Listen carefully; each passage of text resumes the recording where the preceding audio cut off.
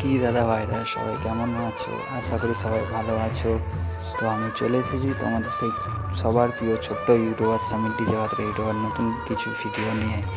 তো আজ ভোরবেলায় সাউন্ড লিডার মাল লাটানোর পর ডিজে আসার পর চেকিং করা হলো শ্যামা মায়ের গান দিয়ে। তো কেমন কী বাজছে একটু দেখে নাও।